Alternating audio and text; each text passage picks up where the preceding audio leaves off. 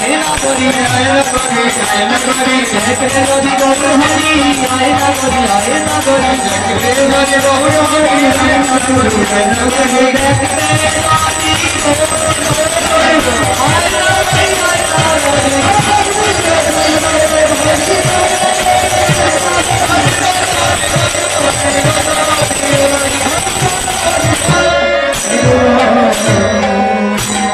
ওই নাগরী যখন বলছে চল চল সবাই যেভাবে চলে যাচ্ছে গৌরকে দর্শন করিবা মাত্র করার জন্য আমরা আজ সবার পিছে পিছে ছুটে চলে যাই। এক নাগরীর ডাক শুনে আরেক নাগরী গৃহকর্ম ছেড়ে গৃহ হইতে বের হয়ে এসেছে। আরেক নাগরী পতি সেবা করতেছিল, সেই পতি সেবা ছেড়ে ওই নাগরীর পিছন পিছন ছুটছে। তারা গৌরীকে দর্শন করার জন্য কোথায় যাচ্ছে? সবাই মিলে সুরধনীর তীরে যেতে চাইছে। সবাই বলছে আজ যদি সুরধনীর তীরে যাই আমার মনে হয় সুরধনীর তীরে নদিয়া নাগর রায় সেই সুরধনীর তীরে গেলে পাওয়া যায়।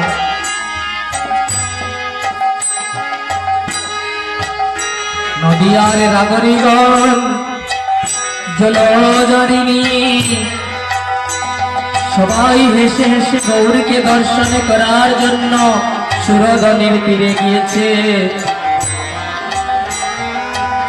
যখনই একে রমণী কাঙ্কের কলসি নিয়ে সুরধনী গঙ্গার জলে জল ভরিবার জন্য অগ্নিভাবে জলের ঢেউ দিয়েছে, সেই জলের ঢেউয়ের মধ্যে এক ঝলক গৌরাঙ্গের রূপের মতো কি জানি দেখতে পেয়েছে।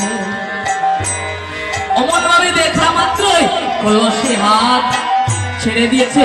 আর কলসি কি হয়েছে? কলসি যায় বাসিয়া যায় বাসিয়া যায় বাসিয়া যায় বাসিয়া যায় বাসিয়া যায় বাসিয়া যায় বাসিয়া যায় বাসিয়া সুরধনের ঢেউ লাগিয়া যায় বাসিয়া যায় বাসিয়া সুরধনের ঢেউ লাগিয়া যায় বাসিয়া যায় বাসিয়া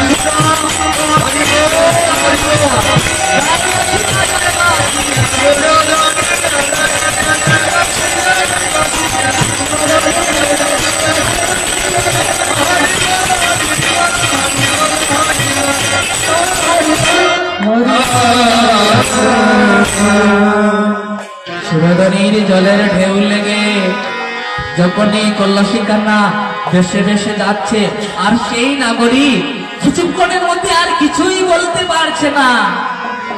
হঠাৎ করে জ্ঞান ফিরে দেখছে কলসি আর কাছে নেই। কলসি ভেসে ভেসে যাচ্ছে, আর সেই নাগরী আবার কান্দন শুরু করেছে, কাঁদছে আর বলছে ওই আমি কেন গেলাম সুর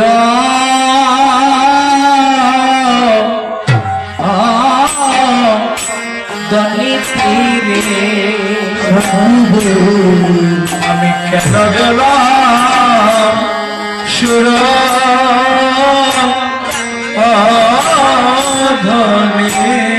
তীরে ওই আমি কেন গেলাম সুর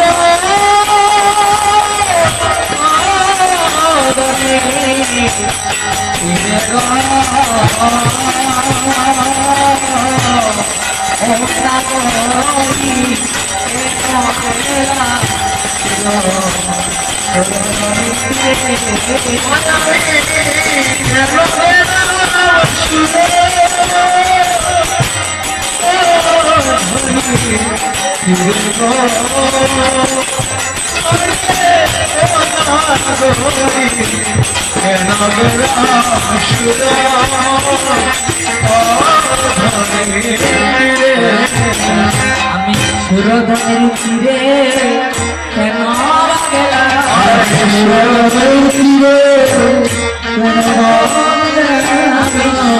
সুরধনের তীরে কেন গেলাম সুরধনের তীরে কেন গেলাম আমি হাসিয়া গেলাম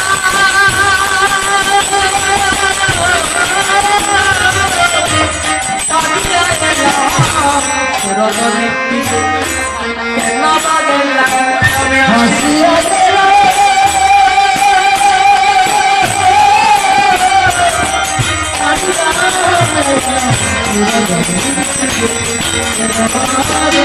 আমি হাসিয়া গেলাম